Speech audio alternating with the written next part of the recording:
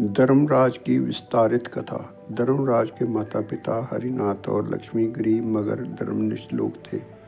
उनका घर मिट्टी का था और वह जमीन अपनी 2 बीघा ज़मीन पर खेती करके किसी तरह अपना जीवन यापन करते थे।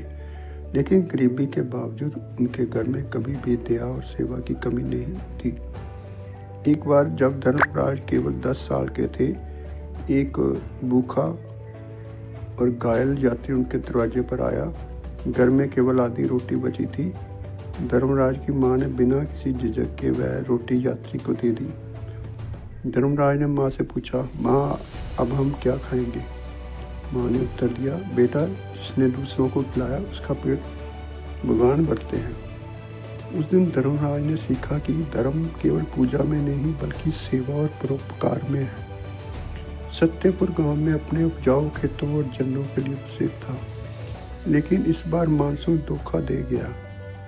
कई महीने बीत गए और एक भी बूंद बारिश नहीं हुई। खेत सूख गए, मवेशी मरने लगे और गांव वाले हताश हो गए। धर्मराज ने गांव वालों को समझाने की कोशिश की, हम सब मिलकर इस स्थिति से लड़ सकते हैं, हमें एक दूसरे का सहारा बनना होगा। लेकिन लोग अपने दुखों में इतने डूबे थे कि उनकी बातों पर ध्यान नहीं दिया।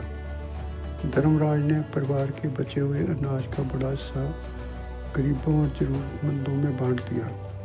वह हर सुबह गांव के मंदिर में जाकर भगवान से प्रार्थना करते और गांव वालों को धैर्य रखने के लिए प्रेरित करते। लेकिन सूरजमल जैसे लोग धर्मराज का मजाक उड़ाते थे, तुम्हारे भगवान कहाँ हैं? अगर वह हैं तो हमें बारिश क्यों नहीं दे रहे? धर्मराज शांत रहते और कहते, ईश्वर की कृपा का समय आता है, हमें अपने कर्तव्य और धर्म का पालन करते रहना चाहिए। एक रात जब धर्मराज ध्यान मगन थे, भगवान श्री विष्णु ने प्रकट होकर कहा, धर्मराज तुम्हारी शक्ति और निस्वार्थता से मैं प्रसन्न हूँ, वरदान मांगो।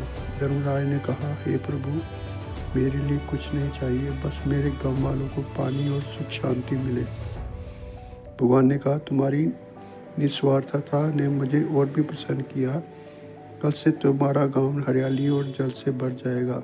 लेकिन ध्यान रखना, ये परीक्षा का समय है, सभी को धर्म और कर्म के महत्व को समझना होगा। अगले दिन बारिश हुई, कुछ हिस्सों में झरने और तालाब भर गए, लेकिन बाकी गांव अभी भी सूखा था। धर्मराज ने कहा, ये ईश्वर का संकेत है, वह चाहते कि हम मेहनत करें और एकजुट होकर समाधान खोजें। उन्होंने गाँव वाले को संगठित किया, सभी ने मिलकर नहरें खोदी और पानी के सूखे हिस्से तक पहुँचाया। कई दिन की कड़ी मेहनत के बाद पूरा गांव पानी से भर गया। सूरजमल ने ये सब देखा और समझा कि धर्म और कर्म का सही अर्थ क्या है। उसने धर्मराज से कहा, मैंने तुम्हारा उपहास किया, लेकिन आज मैं समझ गया सच्चा धर्म क्या है, मुझे माफ़ कर दो। धर्मराज ने कहा, जो सच्चाई को पहचानता है वह हमेशा माफ़ किया जाता है। आओ अब हम सब मिलकर गाँव को समृद्ध बनाना है। धर्मराज ने गांव में एक धर्मशाला और पाठशाला शुरू की। बच्चों को सिखाया गया कि सच्चाई, ईमानदारी और परोपकार ही जीवन का सबसे बड़े मूल्य हैं। उन्होंने किसानों को बेहतर खेती के तरीके से सिखाया और बताया कि प्राकृतिक संसाधनों का सम्मान कैसे किया जाए। गांव में धीरे धीरे एकता बनने लगी, सभी लोग एक दूसरे की मदद करने लगे।